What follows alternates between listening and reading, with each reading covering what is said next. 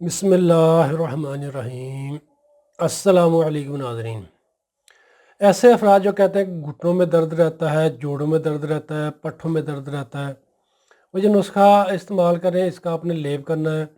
ये ऐसे अफराद जो घुटने चेंज करने का सोच रहे हैं, यानी कि जो घुटने चेंज करवा रहे हैं, वो मेरे कहने पर ये नुस्खा इस्तेमाल करके देखें। इंशाल्लाह अल्लाह पाक के हुक्म से आपको यानी कि जो तकलीफ़ उठानी नहीं पड़ेगी घुटने चेंज करवाने वाली।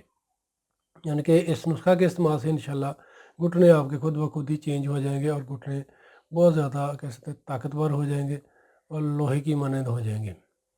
ये नुस्खा आपने बनाकर इस्तेमाल करना है, इसके बहुत ज़बरदस्त रिज़ल्ट हैं। सिर्फ जो अज्जा हैं जो आसानी के साथ आपको मिल जाएंगे, कोई भी इसमें कोई मुश्किल चीज़ नहीं जो आपको ना मिल सके। दुनिया के किसी भी कोने में यानी कि ये चीज़ें आपको मिल सकती हैं।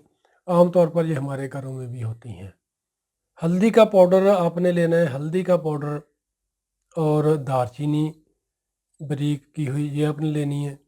शहद और चूना, चूना जो होता है यानी कि पान शॉप जो शॉप होती है उनके पास होता है चूना, वो आप ले लें।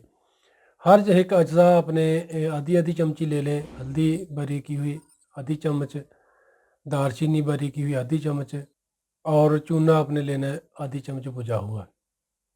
तीनों अज्जा को अच्छे तरीके से मिक्स कर लें। मिक्स करने के बाद आपने इसमें शहद इस कदर डालना कि जो लेप सा बन जाए, यानी कि मरहम सी बन जाए। ये आपने रात को घुटने पर अच्छे तरीके से लगा लेना है और लगाने के बाद ऊपर आपने को काटन रख लें। काटन रुई वगैरह रख कर ऊपर गर्म पट्टी लपेट लें, यानी कि रात को आपने ये इसकी पट्टी कर लेनी।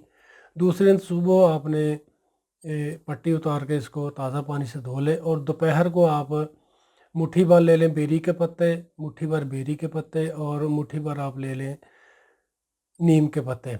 दोनों को आप कम से कम 1 लीटर पानी में डालकर हल्की आंच पर पकाकर गर्म कर लें और पत्ते साफ़ करके अलहदा फेंक दें। जो पानी होगा उसको आपने हल्का सा नीम गर्म होना चाहिए, वो आपने उसकी टकोर करनी है घुटनों पर जहाँ पर आपने पट्टी की होगी। दोपहर को आप इसका पानी डालें घुटने पर हल्की नीम गर्म हालत में और रात को पट्टी कर लें। इंशाल्लाह 3 दिन ये पट्टी करेंगे तो आपको खुद ब खुद ही इसका कह सकते हैं रिज़ल्ट मिलना शुरू हो जाएगा। अगर ज़्यादा तकलीफ़ हो तो आप इसको कम से कम 1 से 2 हफ़्ते इसको इस्तेमाल कर लें। इंशाल्लाह इसके इस्तेमाल से आपके घुटने वगैरह वो ठीक हो जाएंगे। घुटने चेंज करवाने की नौबत पेश नहीं आएगी। ये बहुत आसान सा नुस्खा है, ये आपने बैरूनी तौर पर इस्तेमाल करना है और अंदरूनी तौर पर आपने अनारदाना, अदरक, पुदीना, लहसुन, अनारदाना, अदरक, पुदीना, लहसुन, ये सारे अज्जा आपने बराबर वज़न लेकर इनको अच्छे तरीके से बारीक कर लिया करना है, जिनकी चटनी इसकी बना लिया करें। 1 चम्मच सुबह, 1 दोपहर, 1 शाम को खाने के साथ खा लें या वैसे खा लें, बहुत ज़ायकेदार ये चटनी बन जाती है।